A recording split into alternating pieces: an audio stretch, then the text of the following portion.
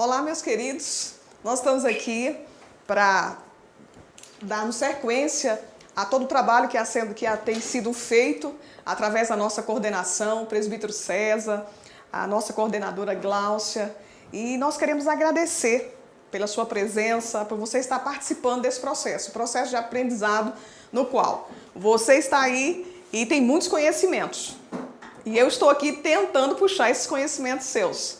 Então eu estarei aqui nesse momento, acredito que seja um período aí de meia hora, nós vamos estar conversando aqui e você também, depois do final desta aula, você pode estar interagindo conosco, tá bem? Então hoje nós vamos estar falando, o conteúdo nosso, a disciplina é liderança e identidade ministerial. Então eu quero dizer para você que liderança é fundamental em tudo que nós vamos fazer. Então eu quero começar com uma frase. E eu separei algumas frases, inclusive, para falar a respeito de liderança. Mas antes disso, eu só queria mostrar para você de onde veio esse conteúdo. Primeiramente, da sua apostila, que você tem em mãos, concedida pela UFCF, que é o Curso de Crescimento e Formação da Fé. Tá bem? E nós estamos aqui, eu utilizei esse livro, O Líder da Próxima Geração. Esse aqui é um livro que você, caso você queira depois estudar, ele é maravilhoso sobre liderança. E o autor dele é Andy Stanley. É um pastor maravilhoso. E esse aqui que eu sou apaixonada por este homem que hoje já não está conosco, o pastor e doutor Myles Munroe. E ele vai falar de liderança. Então ele tem esse livro e dezenas de outros livros. Nós temos também, eu também utilizei o James Hunter, que é o autor do Monge Executivo. Muitos de vocês já conhecem e você pode estar consultando também essas bibliografias. A Bíblia que eu vou estar lendo vai ser a NTLH, tá? Então é minha Bíblia aqui de guerra, então é nova tradução da linguagem de hoje. E também a NVI, caso você queira, elas são parecidas, tá bem? Então são essas literaturas que nós utilizamos e alguns vídeos que depois, se você quiser, a gente pode disponibilizar para você. Tá bem? Vamos lá então? Nós vamos começar falando sobre a questão de liderança. Liderança, meus amados, é algo extraordinário. E eu separei aqui algumas frases para você, para que nós pudéssemos pensar a respeito dessas frases. Essas frases são de autoria do Dr. Myles Munroe. E ele fala o quê? Ele diz assim, ó, todo mundo, em todo lugar, em todo tempo, está sempre sob uma liderança. Inclusive assim, você está aí agora assistindo essa aula, certamente porque alguém te conduziu. Nós estamos aqui programando esse conteúdo porque alguém nos conduziu. A Gláucia, o César nos deu direções, só faça isso, faça aquilo outro. E estamos aqui. Nós temos aqui a produção, o Fábio, ele está nesse ambiente. Está aqui fazendo todo esse processo de filmagem e edição. Por quê? Porque ele também está sob uma autoridade. Então, nós sempre estamos debaixo de uma autoridade, ok? Uma segunda frase que ele diz é o seguinte: nada acontece sem liderança. Nada, absolutamente. Tudo que vai ser conduzido, vai ser organizado, precisa de uma liderança. Outra frase, ele diz assim, olha, nada muda sem liderança. Nada. Se algo precisa ser corrigido, se algo precisa ser organizado, necessita de liderança. Outra frase, nada se desenvolve sem liderança. Inclusive, eu quero mencionar o pastor Daniel, que foi o professor anterior, ele fala a diferença entre crescimento e desenvolvimento. Crescimento é só você crescer. Olha só, um pleonasmo, não? Mas desenvolvimento é você, as suas capacidades, elas vão se evoluindo. Então, isso que nós precisamos na liderança. Nós precisamos que a nossa liderança seja desenvolvida. Então, a sua liderança. Por isso que você está nesse seminário, porque você é um líder. E você tem capacidades que precisam ser desenvolvidas. Outra frase dele sensacional. Nada melhora sem liderança. Tem que ter liderança para que haja melhorias. Se você vê algo que não está bem, que não está funcionando, se você simplesmente olhar, perceber, fazer sua avaliação, sua crítica, mas se você não interagir com aquele momento, você não vai conseguir alterar aquilo. Então nós precisamos melhorar muitas questões da nossa vida. Para tanto, a necessidade de liderança. Tanto nós submetemos, como também nós exercemos a nossa liderança. Liderança determina tudo, absolutamente. Tudo na vida é determinado por liderança. E a última frase dele é assim, ó, liderança é a cultura de Deus. Precisamos disso. E isso é extraordinário. Deus, ele libera sobre você, sobre mim, a capacidade de liderar. Precisamos o quê? Que nós tenhamos essa percepção e que possamos colocar isso em prática. E voltando a respeito de desenvolver a liderança, ele menciona 2 exemplos que eu acho assim fantástico. 2 pessoas em um exemplo, melhor dizendo. Ele diz o seguinte, que o primeiro Adão, a Bíblia menciona 2 Adãos. Você lembra disso? O primeiro Adão, ele já nasceu grande. Ele não foi preparado, ele não teve infância, ele não teve adolescência, ele não teve paz, ele já nasceu, ele já estava um homem formadão. O que aconteceu com Adão? Adão foi um adulto instantâneo. Sabe o que acontece hoje? No meio político, evangélico e assim sucessivamente, educacional, seja qual ele for, normalmente as pessoas, nós não somos treinados ou também não somos desenvolvidos. O que acontece? Ele afirma que Adão, na primeira tentação, por não ter sido liderado, por não ter sido treinado, ele cai na primeira tentação. O segundo Adão, que é a pessoa do Senhor Jesus, foi diferente. Olha só, qual era a palavra sobre Jesus?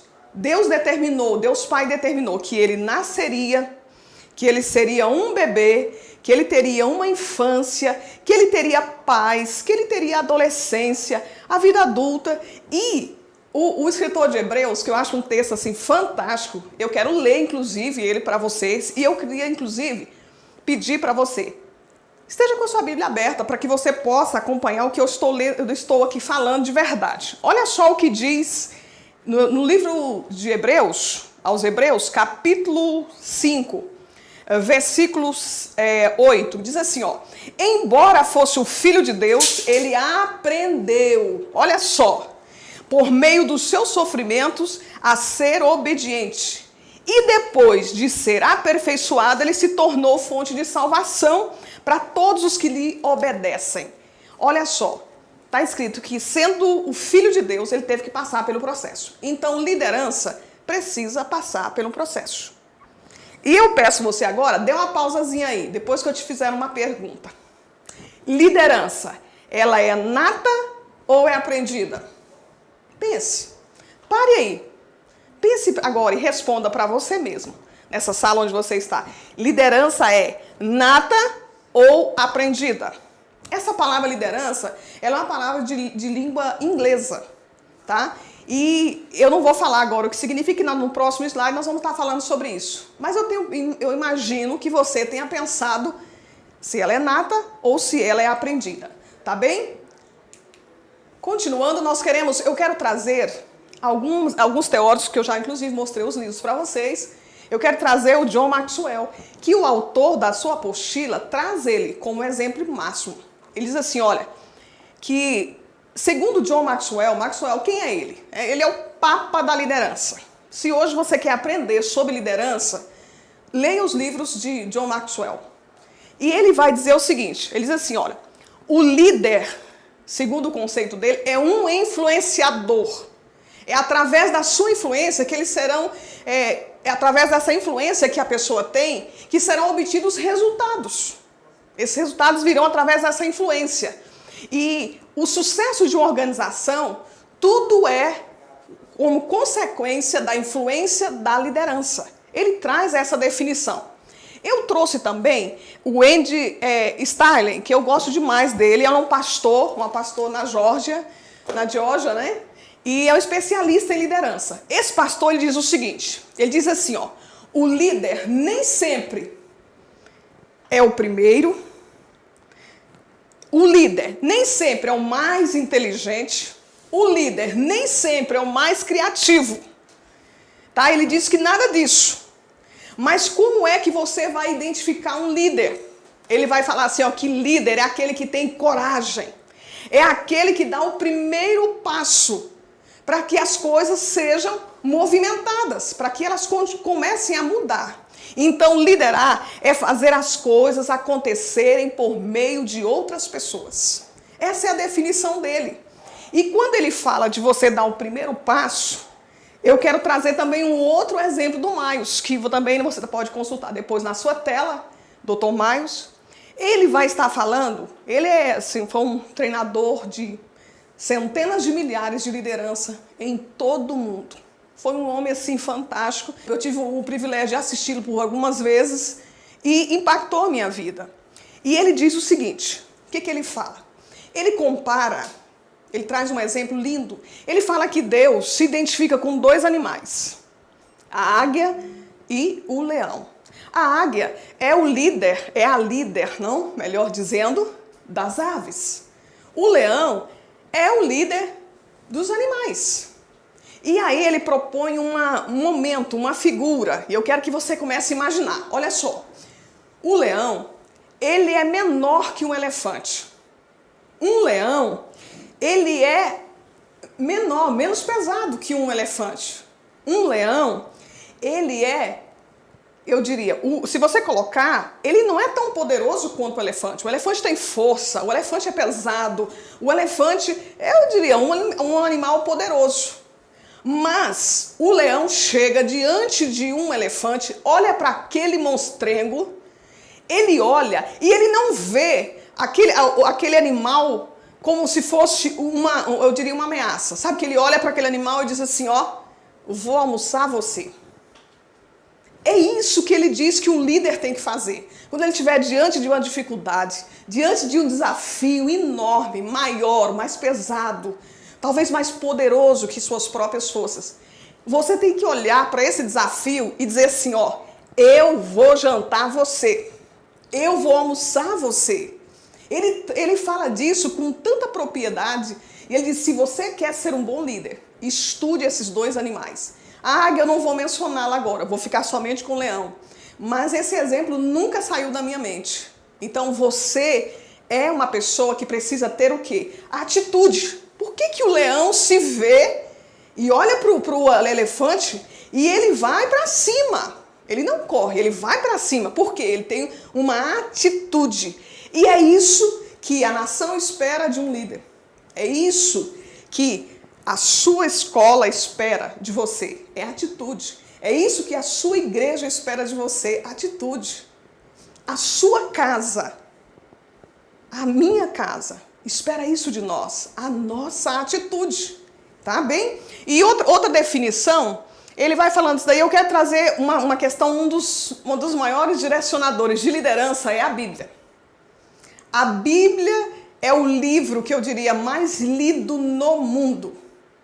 E ela traz lições, eu diria, fantásticas de liderança. Então, se você ainda, seminarista, não leu a Bíblia toda, eu convido você a fazer isso. Comece a ler as histórias e comece a descobrir, sinalizar as lideranças que nós temos ali, tá bem? Então, essa é a nossa definição de liderança para você.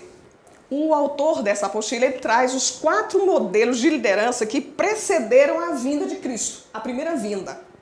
Inclusive, você pode conferir lá em Gálatas, capítulo 4, versículo 4, diz assim, olha, mas quando chegou a plenitude dos tempos, Deus enviou seu Filho, nascido de mulher, nascido debaixo da lei, a fim de redimir o que estava sob a lei, para que recebêssemos a adoção de filhos. Então, esse tempo que Paulo está falando aos Gálatas, que Jesus nasceu na plenitude dos tempos, ou seja, tudo já estava preparado, as profecias já tinham cumprido a respeito do Messias, o ambiente estava propício. Inclusive o modelo político, o modelo educacional da época, a língua, tudo isso favoreceu. E o nosso autor, ele traz 4 impérios. E eu quero falar dos 4 impérios. E o lindo, o que eu vejo de Deus e da Bíblia, é que antes mesmo de tudo isso, Deus já havia mostrado. Então, você vai pegar a sua Bíblia aí, onde você está. Você vai abrir comigo no livro do profeta Daniel.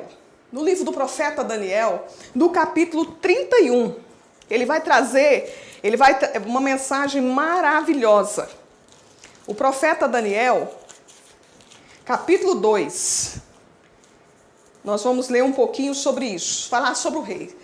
Sobre um rei que teve um sonho. E nesse sonho estava descrito os 4 impérios que iam suceder. Inclusive, naqueles dias, esse mesmo império, que tornou-se o primeiro, estava em evidência. Então, no profeta Daniel, capítulo 2, versículo 31, diz o seguinte, olha só, você pode conferir na sua Bíblia aí, olha. O rei está conversando com Daniel, e Daniel está trazendo a ele o sonho, porque ele disse assim, olha, eu preciso que alguém no meu reinado fale a respeito do sonho. E havia um edito de morte, que se os magos, os sábios, os astrólogos não soubessem, iriam morrer. Você lembra disso? Não lembra? Como um bom seminarista você lembra. E o que aconteceu? Ele teve um sonho. E Daniel foi orar a Deus e Deus revelou o sonho a ele. Olha só o que diz. Diz assim, ó, o Senhor teve uma visão na qual viu uma estátua enorme. O Senhor está dizendo, é o rei. De pé, bem na frente. A estátua era brilhante, mas metia medo. A cabeça era de ouro puro, o peito e os braços eram de prata, a barriga e os quadris eram de bronze, as pernas eram de ferro e os pés eram metade de ferro e metade de barro.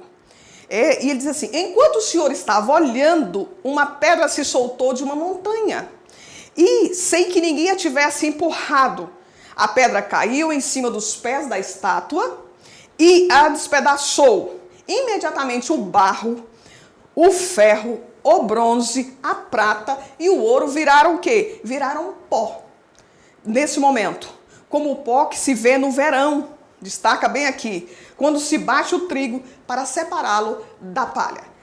Você lembra de ver alguns filmes, quando se põe a palha, o trigo está ali, você tem que abanar para que saia aquela palha? Assim foi o que aconteceu. Então, neste sonho do rei Nabucodonosor, estão descritos 4 reinos. E nós queremos passar por eles para ver o que essas lideranças trouxeram para a época. Olha só, eu coloquei essa imagem para você aí. Essa imagem é exatamente o sonho do Daniel. Essa é a estátua que ele viu, que o Nabucodonosor viu e que Daniel traz para ele. E aí já está para você, olha só, o significado. A cabeça de ouro significa a Babilônia. O peito de prata significa a Média e Pérsia. E as datas também. Esses reinados, eles estão ali, você pode acompanhar, 605 até 539 a.C. Os quadris de bronze é a Grécia, 331 a 168 a.C. As pernas de ferro é Roma. E aí tem um quinto império, que é os pés de barro e de ferro. Depois eu vou falar isso daqui a pouquinho mais lá na frente, mas até ali, até o 4º império, é o que no sonho está mostrado quem estaria preparando o ambiente para esse momento, chamado a plenitude dos tempos. Agora vamos falar sobre esses impérios. O primeiro império é o Império Babilônico, e ele é representado pela cabeça de ouro.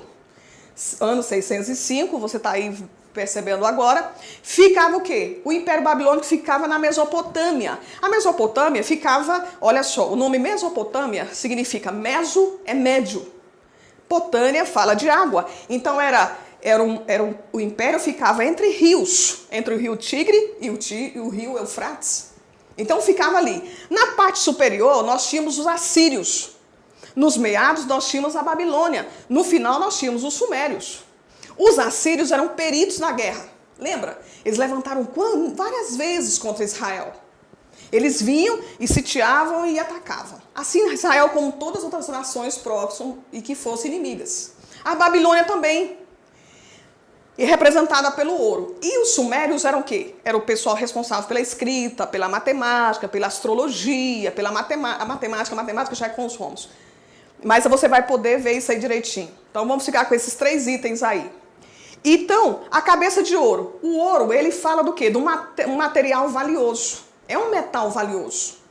Então, representava a Babilônia. E o ouro, ele brilha. Você já viu o ouro, quando ele tem um reflexo do sol? Ele brilha. A Babilônia brilhava. A Babilônia era poderosa, era riquíssima. A Babilônia, o seu poder era, assim, era uma nação que metia medo nas nações vizinhas. E possuía na Babilônia uma das 7 maravilhas, que era os jardins suspensos, que era uma coisa fantástica. O conhecimento deles nessa área era ampliado. Então eles tinham uma altíssima qualidade de organização. Eles eram invencíveis na batalha. Inclusive, eles são considerados o chicote de Judá.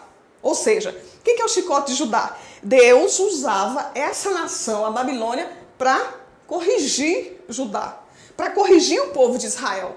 E aí, eles invadiram Israel por 3 vezes. Em Jeremias capítulo 25, até se você tem aí a sua Bíblia, eu quero que você leia. Olha só, capítulo 25 de Jeremias, versículo 1 a 8, que é o primeiro império, ele é profetizado aqui, ó. No 4º ano do reinado de Joaquim, filho de Josias, em Judá, recebi do Senhor uma mensagem a respeito do povo de Judá. Isso aconteceu no 1º ano do reinado de Nabucodonosor, da Babilônia. Eu disse a todo o povo de Judá e a todos os moradores de Jerusalém: durante 23 anos, desde o ano 13º do reinado de Josias, filho de Amon em Judá, até hoje, o Senhor tem falado comigo. Jeremias está falando com o povo. Eu sempre lhes tenho contado tudo que ele me diz, mas vocês não têm dado atenção. Vocês não ouviram, não deram atenção, embora o Senhor continuasse a enviar seus servos, os profetas. Eles disseram que vocês deveriam abandonar a vida errada do que estão levando, porque senão as coisas que vocês têm feito vão levá-los para o cativeiro. O profeta está aqui advertindo o povo de Israel. No capítulo 25, ele traz um alerta dizendo que possivelmente poderia acontecer isso. Já no capítulo 29, versículo 1, diz o seguinte, ó: eu escrevi uma carta aos judeus na Babilônia, onde havia sido levado prisioneiros de Jerusalém para a Babilônia, autoridades, sacerdotes, profeta e todo o povo. Então escute, a princípio Deus dá uma palavra, dizendo, olha, se não organizar a vida, se vocês não mudarem esse jeito, porque Israel estava misturando com outros povos e copiando os modelos deles de adorar outros deuses. E a palavra de Deus vinha para eles, eles não obedeciam. No capítulo 29, eles já estão em cativeiros. Então, Babilônia era que subjugava nações vizinhas e também Israel. Um modelo de liderança que prevalecia pelos babilônicos. Isso é interessantíssimo você guardar isso no seu coração aí, na sua mente. O que eles faziam? O rei levava cativa as autoridades. E ele era seletivo. Ele levava os sacerdotes, eles levavam as autoridades, eles levavam os profetas, eles levavam os mais jovens e deixava somente aqueles inválidos, os mais velhos, os que não tinham tanta importância ou que tivessem algum defeito físico, ficavam à mercê, outros morriam, matavam e sucessivamente. E eles levavam para o seu país, e como que eles faziam? Eles mudavam a identidade dessa pessoa. Você lembra de Daniel, quando Daniel tem um nome mudado? Primeira coisa que fazia, mudava o nome. Você sabe que quando muda o nome tem toda a ligação com a identidade. Depois, eles começavam a fazer o quê? Eles imprimiam novos costumes e colocavam novos deuses para que a pessoa pudesse adorar. Então, esse era o modelo de liderança que os babilônicos faziam. O segundo modelo de liderança, nós queremos aí de império. O primeiro império, então, só recordando, é o Império Babilônico. Representa o quê? A cabeça de ouro. Nós temos aí o segundo império. É o Império dos Medos e Persas, que é representado pelo peito e os braços de prata. Olha só, braços são 2. Significa o quê? Os 2 povos. Bem claro. O rei Ciro venceu a Média e tornou-se um só império. Ele venceu, então ele fez essa junção. Então é chamado os Medas e Persas. E o que acontece? O modelo predominante de liderança. O modelo predominante de liderança. Como é que eles trabalhavam? Não sei porque é importante você estar dando ênfase nisso. Para que você possa comparar o modelo de liderança de Jesus. É isso que o autor quer para nós. Ele está dizendo assim, olha, vocês têm que olhar os 4 modelos de liderança que tinham antes e o de Jesus que vai vir, tá bem?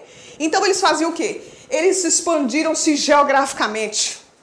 Eles, desde a Índia até a Etiópia. Onde está escrito isso, Luciene? Lá no livro de Esther. Se você está com a sua Bíblia aí, você quer conferir isso comigo? Confira aí agora, ó. O livro de Esther, você vai ver essa referência, onde ele diz assim, ó, Esther capítulo 1, versículo 1 ao 2. Foi no tempo que Xerxes, rei da Pérsia, a capital era Suzã. O reino se dividia em 127 províncias, que ia desde a Índia até a Etiópia. Olha só, a preocupação deles era crescer geograficamente. Eles expandiram muito, mas muito mesmo. E eles faziam o quê? Esses lugares eram divididos em províncias. Essas províncias tinham sátrapas, que significa governadores. Está lá em Daniel também, você vai achar isso. Esse povo era perito em correio. E isso tudo é benefício para quando fosse instaurado o reino de Jesus. Por quê? Porque depois precisaria ter as cartas para a igreja. Então eles tinham, assim, olha, uma habilidade com transportar a mensagem. Eles tinham cavaleiros bem treinados que iam correndo levar aquela mensagem, parava numa guarita, trocava o moço e continuava a mensagem. Isso tudo foi cooperação. Eles fizeram a construção de estrada, eles foram responsáveis por isso. Porque futuramente era a propagação do evangelho. Eles tinham tolerância religiosa. Eles ajudavam, inclusive assim, você vai ler em Esdras, capítulo 1, versículo 7, o texto é enorme, eu quero que você leia também. Quando esse rei, ele está ali governando a Pérsia, então ele vê o povo de Israel, que ele diz, Deus, ele fala os deuses, né, ele usa essa frase, me escolheu para que eu pudesse reconstruir o templo. Ou seja, você tem o seu Deus, nós conquistamos vocês podem ficar aí. Fique com os seus deuses, não tem problema. Só nos pague tributos. Era assim que faziam. Então esse era o modelo de liderança dos medos e dos persas. Próximo modelo de liderança. Como estávamos dizendo, o terceiro império é o Império Grego. O Império Grego, ele é representado naquela estátua que nós mostramos anteriormente, pela parte do ventre e da coxa de cobre. Então é o seguinte, inclusive assim, você vai perceber que os gregos foram os que mais estudaram sobre essa questão da fertilidade, da estética. Então tem tudo a ver com isso. Então, o Império Grego é representado naquela estátua pelo ventre e coxa de cobre. Como é que surgiu o Império Grego?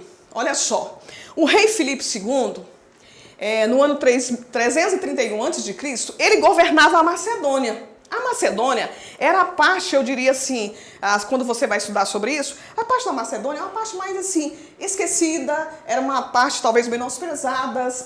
Os gregos, de fato, achavam que o pessoal dessa área da Macedônia eram bárbaros.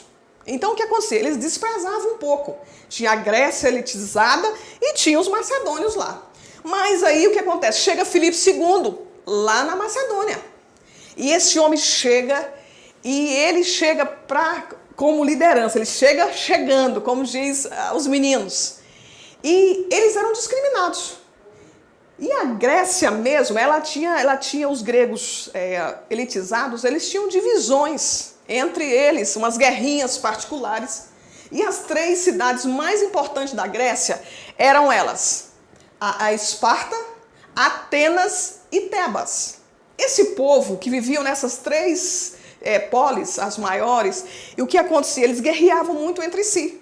Mas enquanto isso, Filipe II está se fortalecendo, ele se levanta, prepara a sua equipe, prepara seu exército, levanta contra os gregos, de fato os gregos, que eles se achavam o grego e o resto era o resto, conquista, e quando eles chegam, eles dizem assim, agora nós vamos impor o nosso estilo.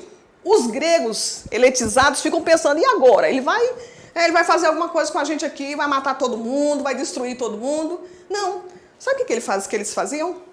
Eles diziam assim, ó, é o seguinte, vocês ficam do jeito que vocês estão, simplesmente agora nós vamos ser todos nós gregos.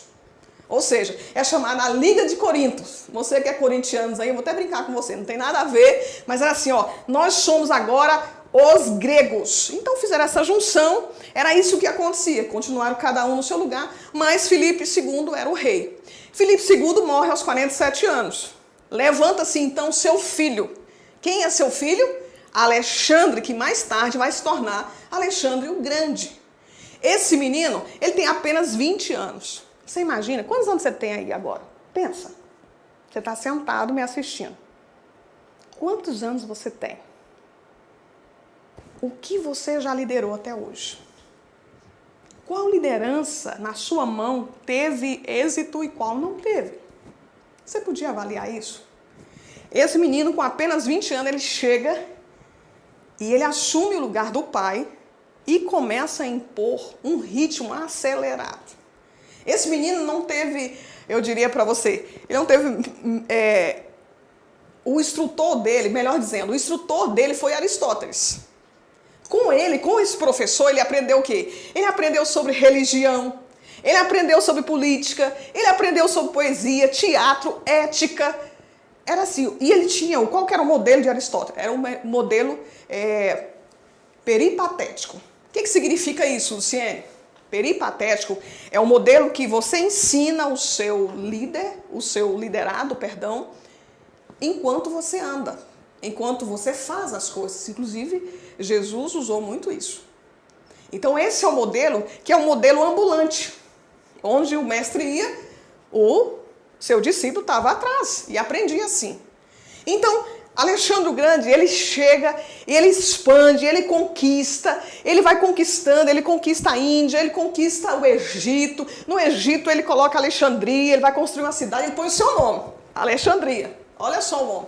Se torna praticamente um deus no Egito e faz e acontece. Aos 33 anos, ele era o Alexandre o Grande. Foi um dos maiores impérios em conquistas geográficas. Diz a história, e é bom que você preste atenção nessa história, que você vai entender a questão de Jesus. Olha só. Aos 12 anos, diz que o pai trouxe um cavalo, porque eles assim... um rei, um império, um imperador tinha que ter um bom cavalo. Trouxe um cavalo, o cavalo era imenso, diz que parecia um monstro, cabeça grande, corpo largo, ninguém conseguia montar esse cavalo. E o rei fez um desafio, o pai dele, e ele consegue montar esse cavalo. Ele dá um jeitinho, vira esse cavalo contra a luz do sol e o cavalo aceita que ele monte ele. Então, inclusive esse cavalo é famosérrimo, é o Bucéfalo.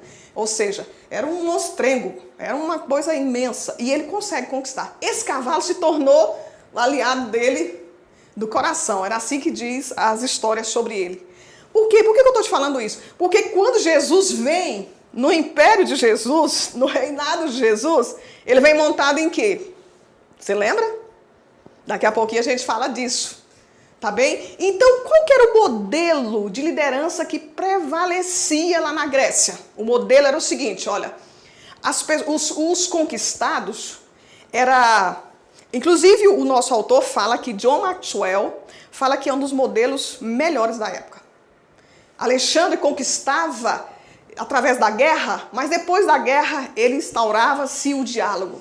Ele começava a conversar, ele dialogava com os seus conquistados e ele colocava essas pessoas nos seus lugares, ele misturava, outra coisa que ele fazia, ele misturava as culturas. Ele pegava a cultura de uma nação, de uma cidade, de um povo, misturavam com outra e assim sucessivamente.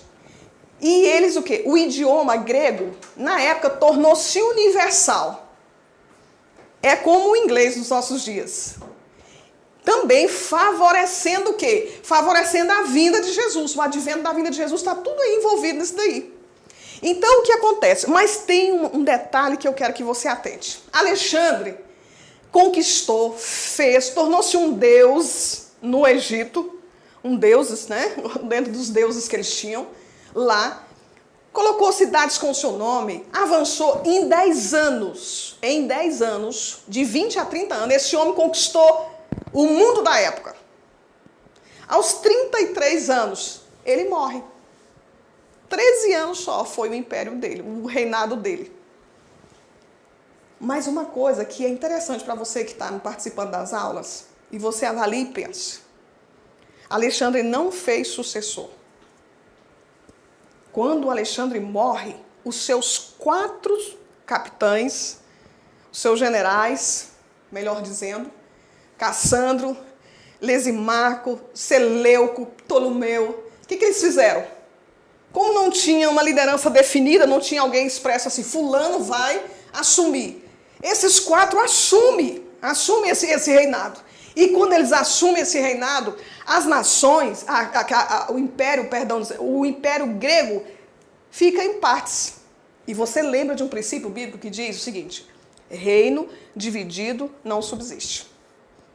E foi essa a ruína da Grécia. Por não ter um sucessor, depois tiveram vários outros, mas não com tanta capacidade de liderança. Ele conquistou muito.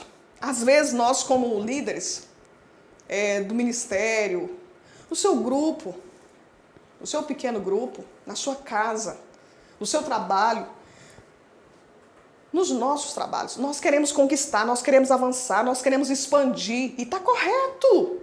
Esse é o princípio de Deus. Cresça e multiplique. Só que às vezes nós pecamos. Nós pecamos porque somos egoístas. Não preparamos alguém para dar continuidade a isso. Temos seguidores, mas não discípulos. E isso precisa ser corrigido. Então o terceiro império é este. O quarto império que vai preceder a vinda de Cristo é o romano. O Império Romano. O Império Romano, naquela estátua que nós mostramos lá atrás, tem as pernas de ferro. E você pode perceber que no corpo humano, só se você observar, claro, com as raras exceções, né? Mas a maioria, quando você olha para o ser humano, você vai perceber que as pernas os membros inferiores, são as partes maiores do corpo. E o Império Romano foi o maior de todos os tempos. Foi a partir do ano 63 a.C. até 470 depois de Cristo. Então foi um reino assim, foi um império muito longo. Por isso representa as pernas, é a parte mais longa do organismo. E eles eram o quê? Constituídos por povos como os sabinos, latinos, etruscos. E a Roma, ela no finalzinho, ela vai viver essa paz romana, né? Pax Romana, na verdade é isso, que significa paz romana. Depois que eles conquistam, aí eles falam, agora nós vamos ficar tranquilos, nós não vamos guerrear mais. Que é uma coisa errada na liderança. É um item que a gente tem que avaliar. A liderança, ela tem que ter essa aguerrida vontade de vencer, de batalhar, de conquistar. E claro que também tem que ter a paz. Quando você só luta, só batalha, só conquista e não tem paz, vai ficar desequilibrado. Quando é só paz, zen, também vai ficar desequilibrado. Nós precisamos das duas questões. E Roma, como é que era o modelo de Roma? O modelo de Roma era um modelo de alienação. Era um modelo que eles trabalhavam com a escravidão. Era um modelo escravista. Roma. As pessoas ali eram conquistadas, se tornavam escravos. E nós temos ali que a última palavra era do imperador. Ou seja, o imperador era Deus. Era se tornado uma divindade. Então todo mundo tinha que curvar diante de um Deus. Sendo imperador, seria considerado Deus. Isso aí vai dar choque no cristianismo. Eles eram tolerantes com a religião. Eram tolerantes sim. Por quê? Porque eles eram um povo politeístas. Sendo que é um dos conflitos entre os judeus. O povo judeu era monoteísta. Deus, Jeová, absoluto, Senhor de tudo e Senhor de todos. Já os romanos não. Os romanos, o que eles fizeram? Eles pegaram os deuses da Grécia. O deus da Grécia. Pegavam os deuses de lá, trouxeram para cá e só mudaram o nome. Só vestiram uma roupagem nova, mas eram os mesmos deuses. Então eles conquistavam os povos X. Eu tenho alguns deuses aqui, são esses, não tem problema. A gente pega esses deuses aqui, você continua com eles, vamos trazer eles para cá também. E assim eles viviam, tinham diversos deuses. Quando você vai ler as cartas de Paulo, você vai ver muito sobre isso. E o que aconteceu, também outro detalhe, isso deu muito choque com a parte do cristianismo. Por quê? Eles escravizavam, eles se preocupavam somente com a vida terrena. Os gregos Eles assim, olha, eles amavam comer bem, aquelas festas onde tinha muita glutonaria. Comer bem é bom, viu? Fique bem claro. A questão é que eles tinham os excessos, as bebedices, as orgias, aquelas glutonarias, os banhos públicos que se tornavam, às vezes havia muitos fatos que você pode ler depois sobre isso, que iam contra o nosso modelo de sexualidade. Também você vai ver isso, tudo isso lá nessa parte dos romanos. E eles eram aquele povo que gostava do ócio, ficavam da preguiça. Por isso que Jesus vem e começa a pegar firme com todos eles. Muitas coisas que Jesus está dizendo, ele está combatendo essa filosofia que veio. Então, os romanos trouxeram muito da filosofia grega, tá? E só deu uma roupagem nova. Então, eles faziam isso. Eles tinham os deuses, os seus imperadores como Deus, escravizavam os seus subordinados e essas questões todas. E eu quero falar para você que nesse período, quando tudo está organizado, estabilizado, vem agora um próximo reino. E antes disso, eu quero dar uma passadinha lá naquela imagem que a gente viu no início. Você lembra daquela imagem? Olha só. No sonho do Daniel, aquela imagem está de pé. Ele dá o discernimento dizendo quais são os reinos que então viriam. Mas ele ressalta no texto que você pode ler, nós lemos anteriores, que uma pedra solta sem auxílio de mãos, sem algo humano, essa pedra sai, vem sobre a estátua e destrói toda a estátua. A estátua é destruída. O Quinto Império, não vou entrar nele, mas o Quinto Império, só para você ter uma ideia. Os pés, você tem 5 dedos em cada pé, certo? Então é o seguinte, ali é barro misturado com ferro. Barro nunca vai misturar com ferro. Barro vai ser barro, ferro vai ser ferro. Cada pé você tem 5, então são 10 dedos. Futuramente, diz os estudiosos, que refere-se às 10 nações que ainda vão governar esse mundo ainda. Diz isso. Então, por exemplo, é dito que a nova ordem mundial vai ser constituída por 10 nações. E possivelmente seja esse Quinto Império que se refere aos pés. Mas isso aqui é questão de escatologia, você vai estudar isso em Apocalipse, não aqui, tá bom? É só para você entender. Essa pedra é Jesus. Ela refere-se a Jesus. Ela vem e esmiuça esses reinos. Que o povo de Israel, na época, esperava que viesse esse rei que ia tomar posse, ia subjugar Roma, ia governar Roma. Ia lá para os palácios. Mas não. Sabe o que acontece? Vem um novo... E eu quero saltar esse slide por conta que isso aí fala das religiões. Não, vamos passar rapidinho esses aí, antes de nós falarmos de Jesus. Porque Jesus vem nesses dias, que está o Império Romano e todas essas seitas. E ali no final, samaritanos e publicanos são seitas, Luciene? Eles estão inclusos ali, são povos, estilos, costumes. Vamos lá, só dar uma olhadinha. Olha, os escribas, naqueles dias. Esse povo, eles tiveram origem no tempo de Esdras. Eles eram aqueles copistas, copiavam a lei, copiava várias vezes. Eles copiavam tanto que eles memorizavam, eles entendiam e eles eram capazes, perito, em explicar a lei. Então eram os escribas. Os fariseus. Fariseus significa o quê? Separado. Surgiu o quê? 400 anos depois dos escribas. E era um partido religioso, que era contra o domínio da nação de Israel pelos romanos e gregos. Eles não concordavam com isso.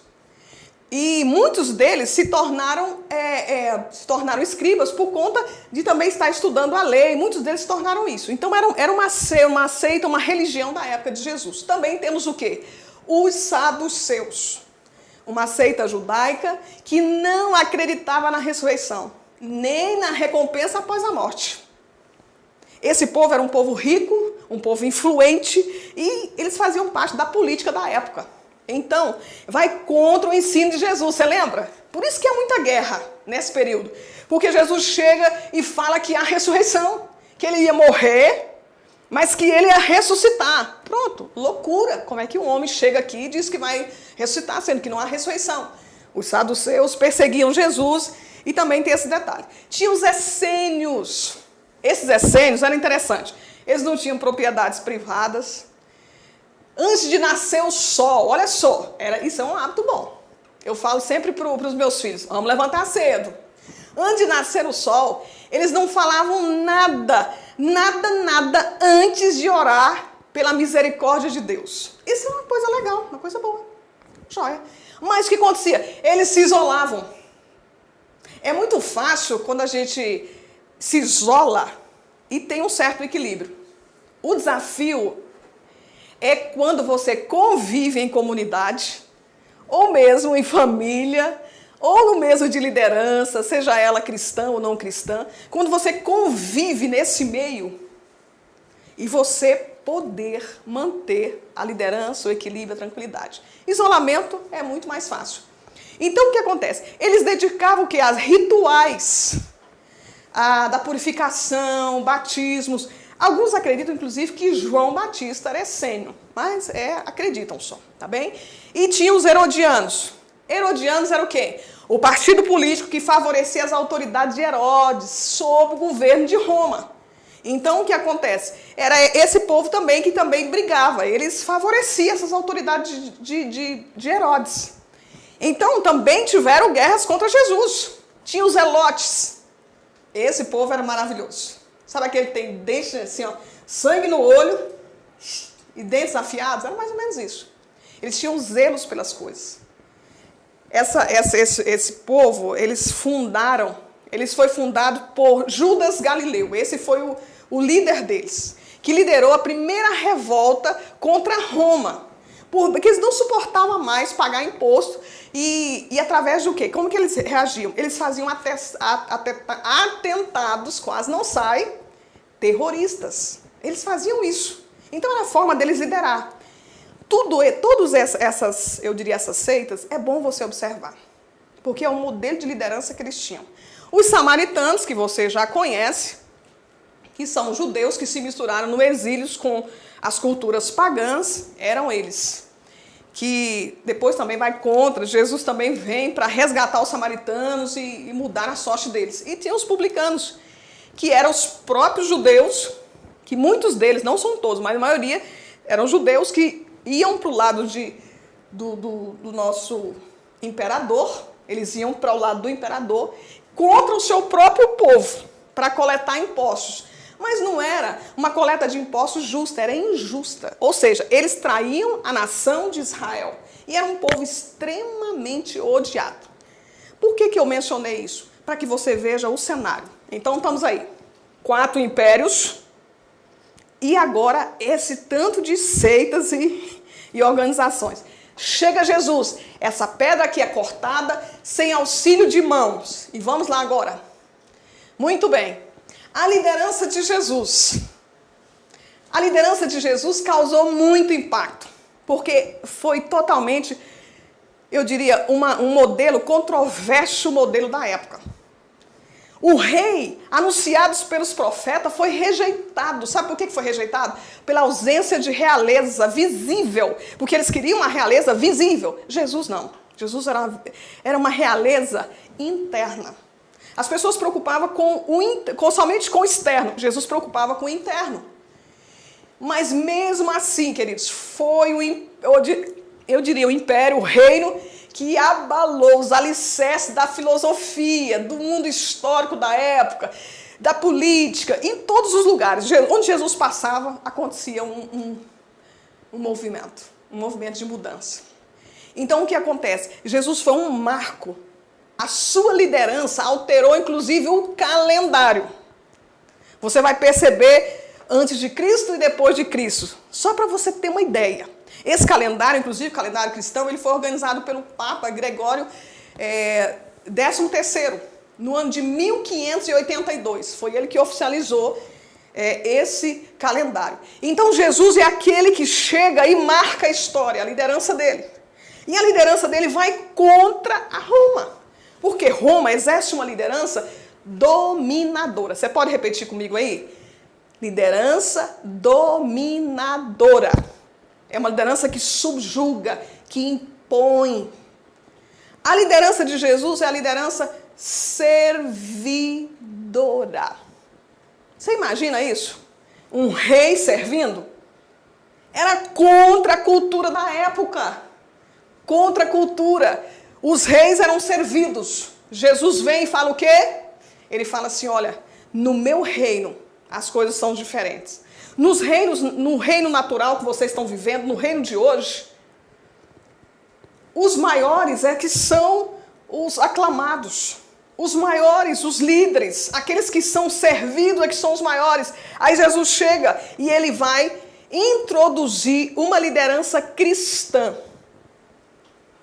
que é baseada em Cristo. Essa liderança é o quê? Totalmente diferente dessa. Ele diz, não, no meu reino, no reino dos céus, o maior é aquele que serve e não o que é servido.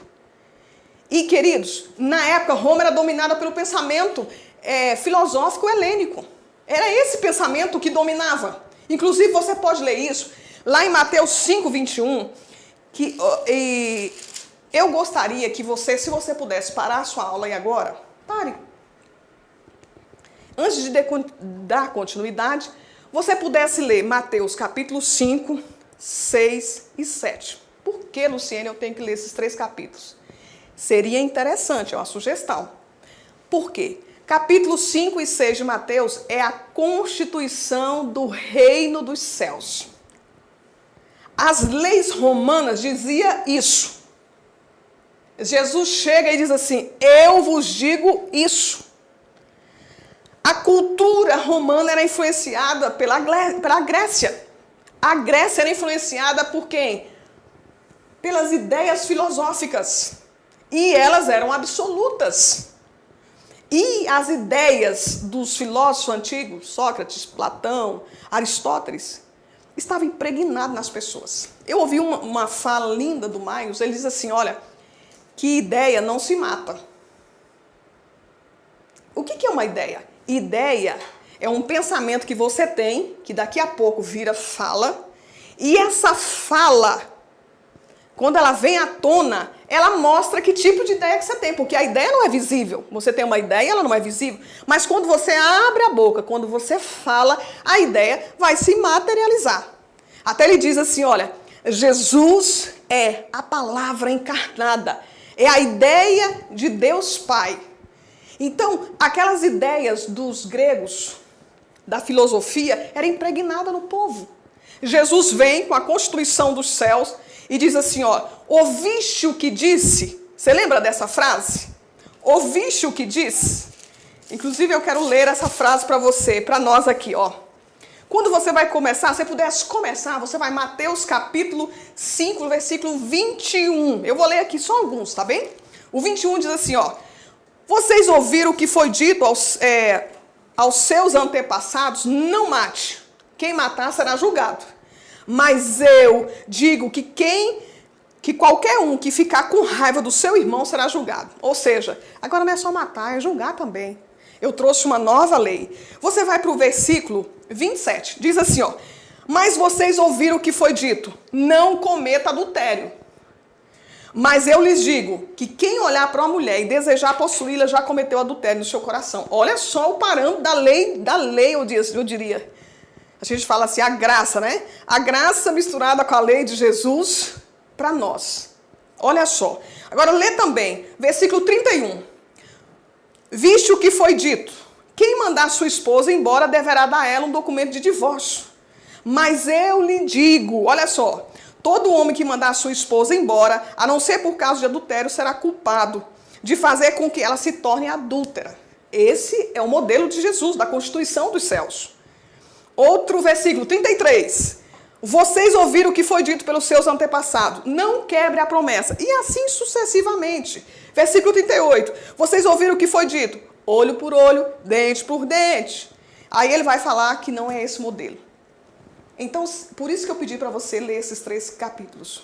Se você quer saber como funciona a liderança de Deus, como funciona a liderança do reino, como funciona uma liderança cristã, leia esses 3 capítulos. Eles são básicos para que essa liderança possa propagar. Eu já estou quase encerrando, tá bem? Nós estamos aqui passando para mais uma frase sobre a questão da liderança servidora de Jesus. E Jesus traz um texto que está lá em Lucas, capítulo 22, a partir do versículo 24 ao 27, que é uma discussão que surge no meio dos seus discípulos. Eles perguntam, qual de nós, eu estou dizendo na minha linguagem, que o mestre considera o maior? Aí Jesus fala isso para eles, olha só, os reis dos gentios dominam sobre eles, e os que têm autoridade, eles são chamados benfeitores. Mas não serei vós assim. Antes, o maior entre vós será como o menor. E o que governa, como quem serve. Pois qual é o maior? Quem está à mesa ou quem serve? Porventura não é quem está à mesa? Eu, porém vos digo. Olha só. É aquele que serve que é o maior, não é aquele que está na mesa. Esse é o modelo da liderança de Jesus. Esse é o modelo que nós, do Ministério Fé e Família, idealizamos. Porque a gente diz assim, nós vivemos, estamos longe ainda dessa realidade, mas nós sonhamos com isso. Um ministério onde todos servem. Todos servem. Tá bem? Então, o amor de Jesus, esse modelo de liderança de Jesus, foi um modelo de liderança devocional. E é isso que a gente precisa entender, essa diferença de falar assim, então o reino de Jesus é só amor, só beijinho, beijinho, assim, assim, assim. Olha só, é que nós precisamos entender a diferença de amor emocional e amor devocional. Qual que é essa diferença, Luciene? O amor devocional, ele não é paixão. Não é essa coisa, eu te amo e só falácias. Não é isso. Mas a disposição, o devocional, esse amor devocional é a disposição de ser atencioso com as necessidades, com os interesses, com o bem-estar de outras pessoas, independente de como você se sente. Porque às vezes a gente fala assim, eu cuidar de fulano só me maltrata. Mas o modelo de liderança de Jesus é, mesmo que tenha me maltratado, eu vou cuidar, porque é a imagem e semelhança de Deus. Existe um outro reino esperando vocês. Então Jesus fala muito disso. Então isso gerou o quê? Muito conflito. E eu quero agora falar para você, finalizando aí, nós queremos falar sobre os 4 pontos que o nosso mundo hoje acredita, que a igreja acredita, e nós herdamos isso, sabe de quem? Dos gregos. Da filosofia grega. Olha só, por exemplo, com relação à liderança. A gente tem alguns posicionamentos. Já pensou qual que é o seu conceito de liderança? O que você considera como liderança? Pode ser que talvez algum dos seus conceitos, dos meus conceitos, esteja misturado com filosofia grega e não com a Bíblia. Porque o padrão para nós, igreja, é Deus, é a Bíblia, é Jesus, é a palavra revelada pelo Espírito Santo em nós. Esse é o padrão. E eu vou finalizar essa aula falando desses 4 pontos que os gregos criam e isso influenciava as decisões deles e hoje ainda influencia a igreja, a gente pensa que isso é normal. Por exemplo, para os gregos, eles acreditavam, eles criam que a liderança era um dom natural. O que é isso, Luciene? Foi o que lembra da pergunta que eu fiz no início, no outro módulo? Liderança, ela é nata ou ela é aprendida, desenvolvida? Então, está aqui a resposta. Nós cremos, baseados em alguns ensinos e pela palavra de Deus, que liderança, ela não é dom natural. Nós não cremos assim. Luciene, isso é um absurdo. Pense bem. Deixa eu trazer para você algumas ideias. Eles criam assim, que alguns nascem com o dom de liderar. E o restante não. Somente para eles, a elite é que tinha o dom. O restante não. Fale para mim se a gente não faz isso na igreja. Nós não fazemos isso de vez em quando? Essas ideias? Nós olhamos assim e falamos, fulano tem o dom. Ele nasceu assim, ele tem essa capacidade, ele nasceu para liderar. A gente fala dessa forma, não é isso? Luciene, não existe isso.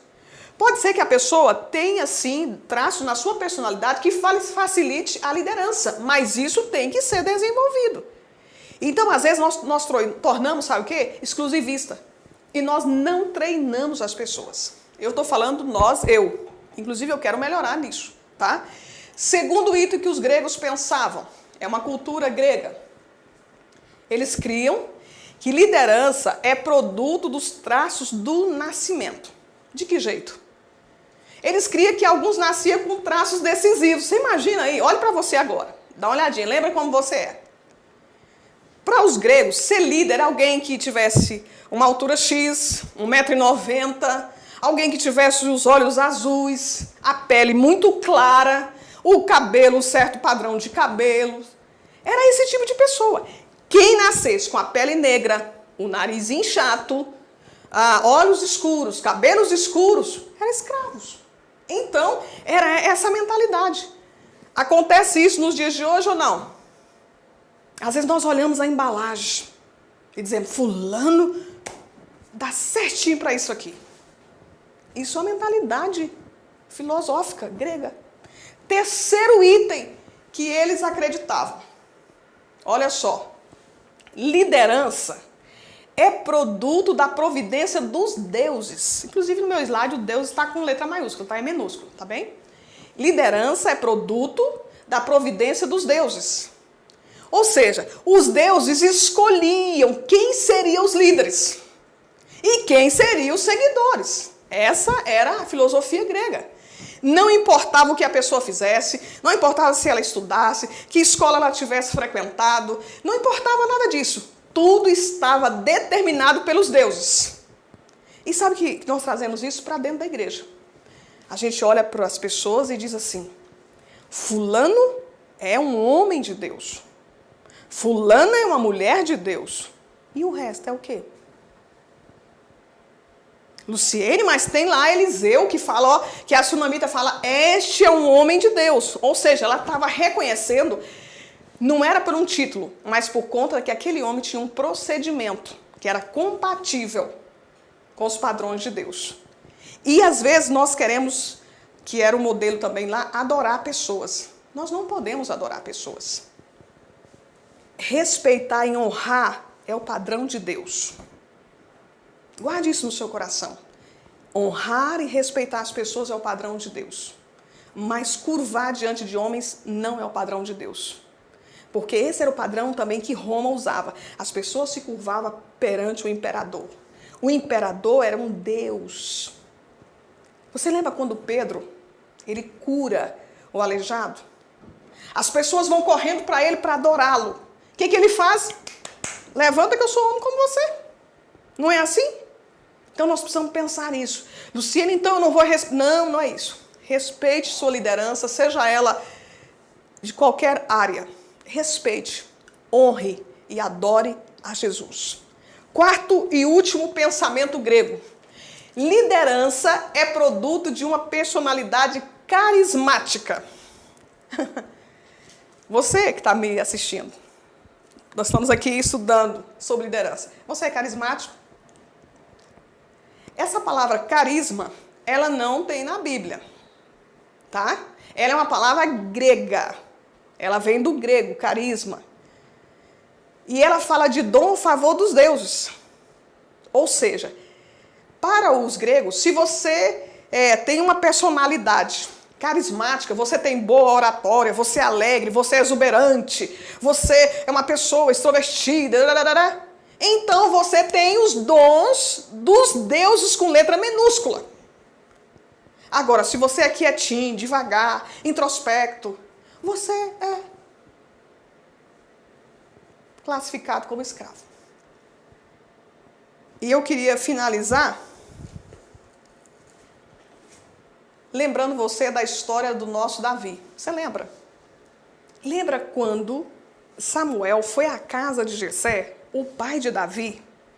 Ele chegou com uma mensagem, disse para o pai, olha, na sua casa Deus escolheu o rei de Israel. O pai dele ficou muito feliz, ao mesmo tempo temeroso, mas ele já falou, olha, fique tranquilo que eu vou trazer para você o rei. Ou seja, traduzindo na nossa fala, ele diz assim, ó, eu já sei quem é o rei. Ele traz o filho mais alto, o mais forte, o experimentado, o que tinha uma aparência melhor. E foi fazendo isso com todos os seus filhos. Só que Deus, o nosso Deus, Ele não escolhe a pessoa para liderar por conta da aparência, por conta da pele, por conta dos olhos, por conta da sua personalidade, se é extrovertida ou introvertida.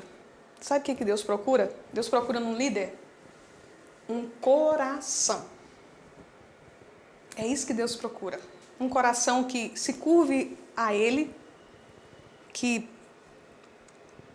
busque a Ele, que submeta a Ele, que erre, mas que é capaz de voltar atrás. Deus tá buscando isso de nós. Então eu quero aqui encerrar essa aula dizendo para você que está participando dessa formação. Ore a Deus, peça o Espírito Santo de Deus para direcionar o seu coração. Se você está de fato liderando aquilo que Deus colocou na sua vida. Você tem capacidade.